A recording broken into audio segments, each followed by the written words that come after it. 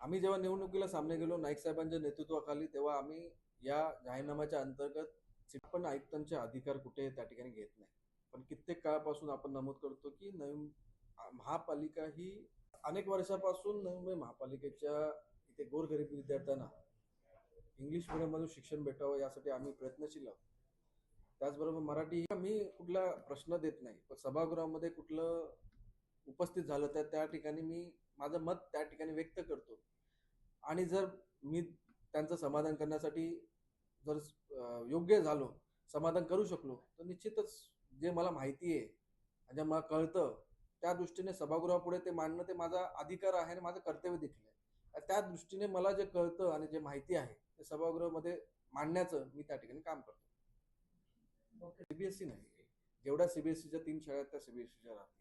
पण इतर ज्या 95 का 90 शाळा आहेत महापालिकेच्या, इतर शाळा आहेत, जशी गावातली उर्दू मीडियम असेल, कोपरखैरण्यातली मराठी मीडियम असेल, त्या सगळ्या ज्या नवीन ज्या बॅच चालू होतील या शैक्षणिक वर्षापासून, तर या शैक्षणिक वर्षाचं ॲडमिशन हे इंग्लिश मीडियममध्ये व्हावं अशा प्रकारचं आहे.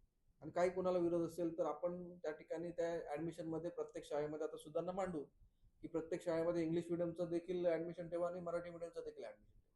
ज्या मीडियममध्ये जास्त ॲडमिशन आले त्या मीडियमचं शिक्षण चालू करू. म्हणजे लोकांना पाहिजे तेच पद्धतीचं आपण सेवा देण्याचं काम त्या ठिकाणी करू.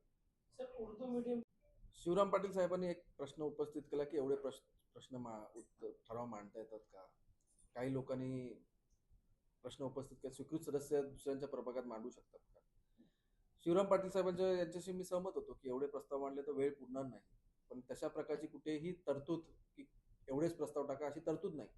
त्यामुळे इंटरनल अशी गटनेत्याची की आपण सर्व सदस्यांना सांगितलं की आपण आता प्रत्येक सदस्य एवढेच ठराव टाकू, असा आमचा इंटरनल त्या ठिकाणी निर्णय होण्याची शक्यता आहे. त्याचबरोबर स्वीकृत सदस्यांनी कुठले ठराव टाकावे, कुठले ठराव टाकू नये या बाबतीत कुठलंही बंधन त्यांना नाही आहे. त्यामुळे ज्यांना कोणी आक्षेप आहे त्यांचा अभ्यास जरा कमी आहे या बाबतीतचा. त्यांनी जर अभ्यास करून त्या ठिकाणी बोललं असतं तर सभागृहाचा वेळ त्या ठिकाणी वाया नसता गेला. आपलं स्वतःला मनाला न पटलेल्या सगळ्या बाबी या कायदेशीर तरतुदीमध्ये कशा मावतात या त्यांनी पाहायला पाहिजे होत्या. त्या ठिकाणी स्वीकृत सदस्याला फक्त मतदानाचा अधिकार नाही, पण आपली मतं आणि ठराव मांडण्याचा पूर्ण अधिकार सभागृहामध्ये आहे. आपल्या एसएससीच्या मराठी मीडियमच्या याच्यामध्ये हिंदी आणि मराठी हा विषय कंपल्सरी असतो. त्यामुळे आपल्या दैनंदिन जीवनातले जे विषय आहेत ते त्यामध्ये असणार आहे. पण आपल्या आता मी जसं सांगितलं सभागृहात की 10वी पर्यंत मराठी बोलणारे जे शब्द आहेत 11वी नंतर डायरेक्ट बदलले जातात आणि या दृष्टीने त्यांना शिक्षण घेण्यासाठी कुठेतरी अवघड होतं. तर जिकडे उर्दू शिकवते उर्दू विषय ठेवायचा, जिथे हिंदी शिकवतात तिकडे हिंदी आणि मराठी, पण मराठी कंपल्सरी असणार. अशा प्रकारचं एसएससीचं आपलं अभ्यासक्रम इंग्लिश मीडियम मध्ये करण्याचं आपण त्या ठिकाणी ठरवलं.